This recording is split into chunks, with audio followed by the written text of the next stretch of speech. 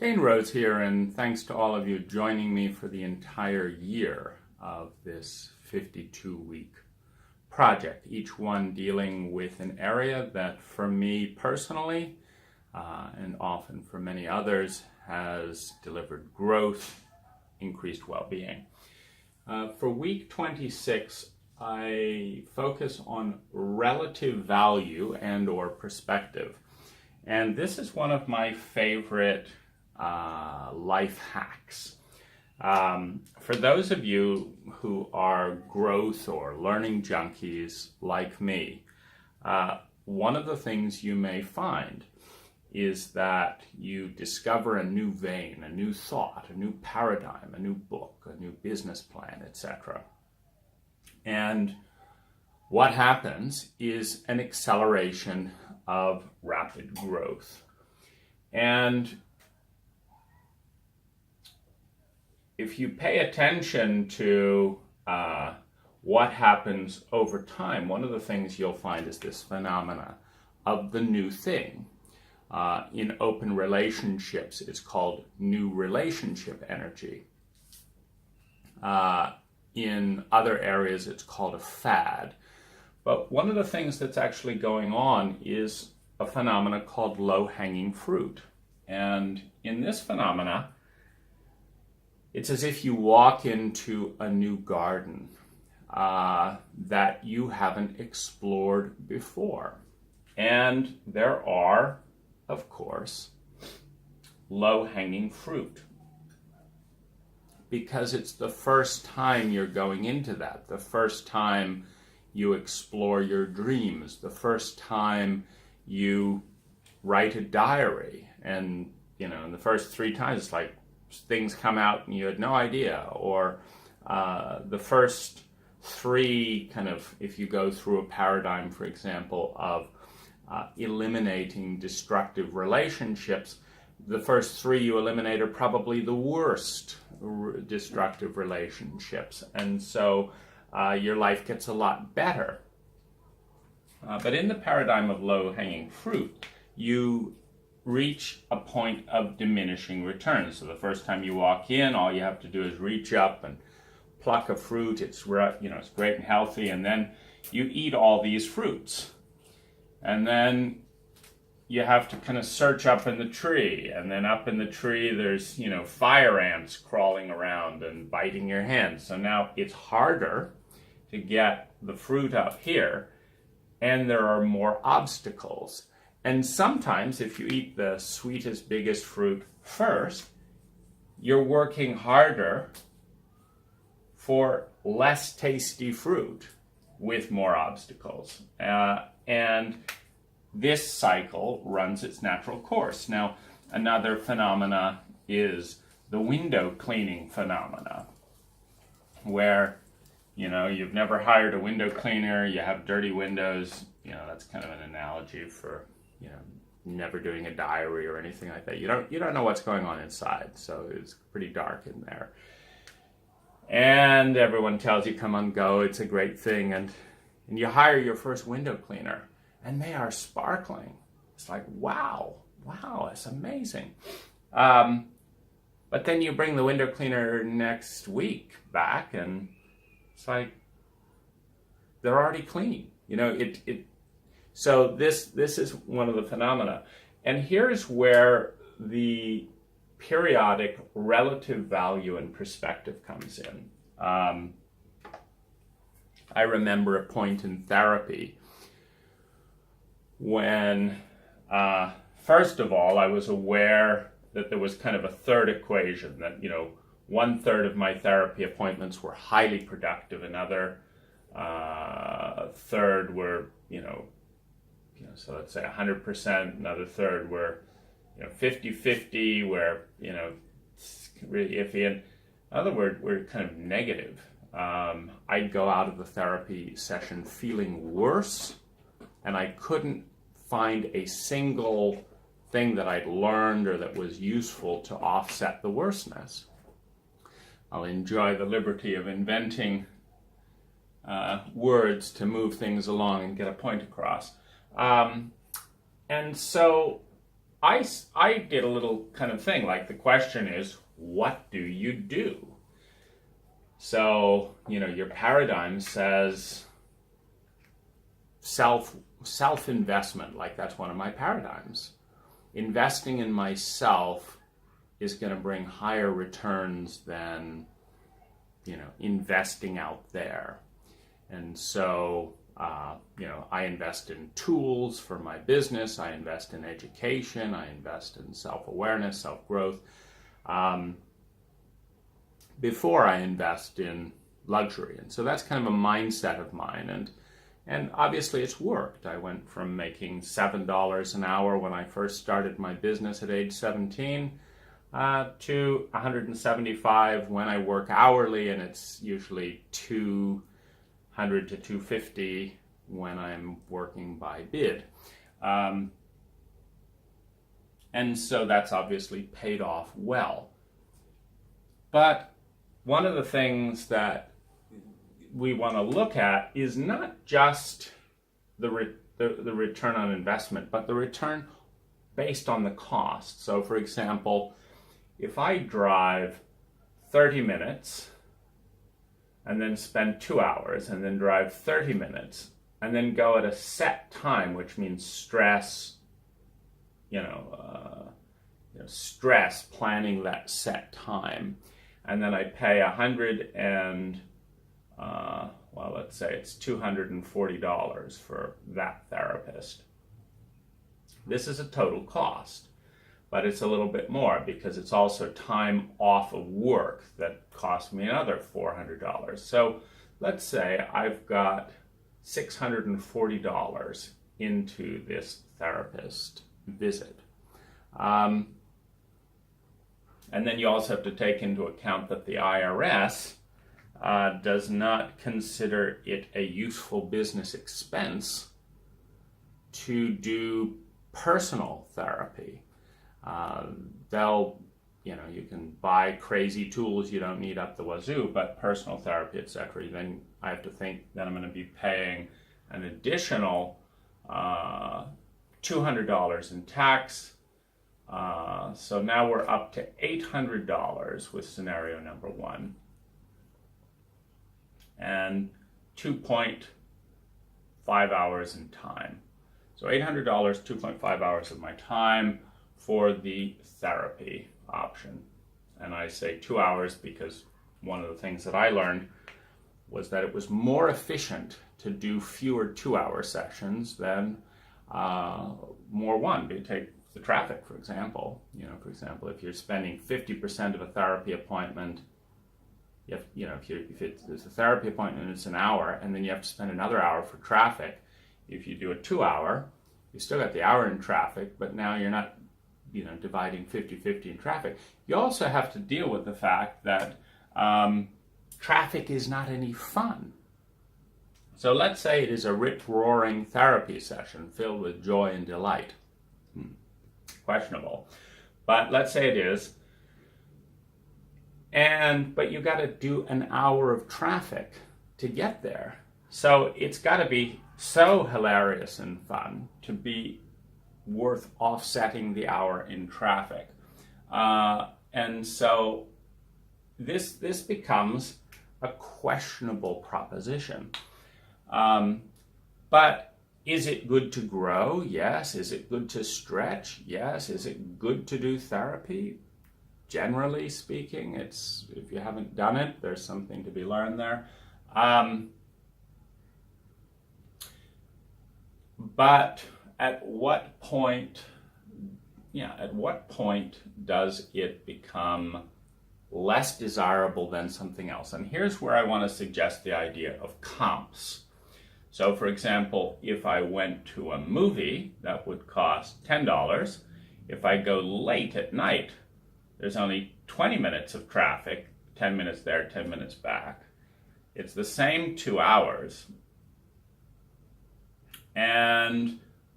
But we've reduced a big negative. We've taken an hour of traffic and we've reduced it down to 20 minutes. And since the brain often focuses on the negative more than the positive, in other words, typically speaking, in that hour of traffic, we will have said, damn, that car just cut in front of me, damn this, But, and these are big felt emotions, like, oh gosh, why did that happen? So we're doing this for an hour. This is not fun. But you notice the brain reacts more intensely to what? Losing 5 seconds? Then it does. It's like it's not doing that in the therapy session on the positive side or in the movie. It's not saying, oh, damn, that's a great effect. Oh, that's an amazing thing. Wow, they just got the color just right in that scene. The brain emphasizes the negative from an evolutionary perspective to keep us alive from the good old days when the negative could actually kill us, as opposed to slow us down 5 seconds. So we've got a brain that prioritizes the negative, which means that even if the activity is objectively a very good activity to do, if we have to dramatically increase the negative in order to go towards that good activity, our overall experience will probably be worse than if we don't do a good activity but don't have any negative. So here you have a tension between perception and growth, because the perception of well-being may be better avoiding negative things than growing and encountering negative things. But the reality is better if we grow and encounter and overcome negative things and feel worse because the problems along the way get blown out of proportion. We throw this huge party, a growth process. We learn about this, we learn about that, we learn about sounds, we interview this, we learn, we grow, and then someone says, oh, that's a terrible dress. Oh, do you see? So it comes back to us, and the whole party is ruined because the brain blows the negative out of proportion. Remember, the brain's processing the dress comment as if it's in the same category of, there's a lion about to kill you. The brain overemphasizes the negative for survival reasons, not logical reasons in our modern world today. But the bottom line is we may throw that entire party, spend $10,000, grow a lot, do all, 30, 40 hours of work and prep, and then the whole thing is ruined because a single comment obsesses in the brain. And if you can tell 100 million years of evolution to go stuff it, the evolution that prioritizes the negative, that's easier said than done. And so really we have to accept to a certain degree that, as illogical as it is, our brains are going to default to inflating the negative and discounting the positive, and that's something we have to factor in. But in that analogy of the movie, if you have a cathartic movie, if you pick the right, movie, and you cry and you fall in love and, you really engage in the movie more than you do in your therapy appointment, for example, is it a better return on investment? And I'm in Thailand right now, in part because I feel so much better, over here. And then the other part of, the window cleaning, low-hanging fruit analogy, and I guess the contrast to being in Thailand is I'm in Thailand instead of doing therapy. Or it's kind of after a fashion. When I swim, it's very good for my body. It puts me in my body. I ground. When I do massage, a deep 2-hour massage, which costs me all of $20 when I'm in Thailand, it's a better massage and puts me deeply in touch with my muscles. It's way more fun than spending an hour writing in my diary, etc. So So here's kind of the kind of thing I'll leave you with as a thought point. If you notice that an ice cream cone for $3 with a really great company, Haagen-Dazs is pretty much available everywhere. It's not the best company, but I have some really amazing locally made, organic, fresh, local ingredients ice creams that taste way better than Haagen-Dazs, etc. And if you can make a case that going down to the ice cream shop and having an exquisite raspberry sorbet and rum raisin and a homemade waffle cone with nice people chatting in the line and a beautiful espresso, in this contrast, the hot and the cold, the sweet and the bitter, and a nice walk after it, and you do that, or you do therapy. If one is delightful, relaxing, delicious, and the other is a grind, and the one costs $3 and the other costs $800, well, it doesn't really, it's because you still got to take the time off work and stuff. But there's something to be said for that. Stand back a little bit and look at all the different things you could be doing, and look at not what you thought you would do, not what you got at the time, meaning like usually we get into these ruts where we say, okay, for the next year, every week I'm going to do this and that and the other, and starts off good, it was with great intention, etc. And we're doing it because if you're good at self-discipline, we're doing it because we said we were going to do it. We want to follow through. And there's a lot to be said for that, because there's a number of things that if you don't follow through to the end, like a degree as an example, if you do, 95% of your PhD degree and you don't follow through and do the last 5%, from an economic point of view of putting that PhD next to your name, it doesn't make sense not to follow through. But with something, like, a given diet or a given therapy protocol or jogging, it's something to be said, to look at the fact that this takes 20 minutes, 30 minutes, an hour, 2 hours out of my day. Is it returning more on investment than anything else? And one of the aspects to play with in this, and one reason you may want to break it, divide it into a few more pieces, is that hedonic adaptation is another aspect of brain chemistry, where the more regularly you do something exquisite and treat, like the first time you taste, like I just recently tasted the best chocolate cake in the entire world. It's this homemade Thai kitchen woman, spent a long time in Italy. It's a beautiful little cafe. And this chocolate cake is the best in the entire world. I cannot remember a single point in all travels, old or young. This gets it, right? So that's the first piece. The next day, it's a damn good piece of chocolate cake. Now, it's, I'm not going to drive all the way over there just for a piece of chocolate cake. You get the picture.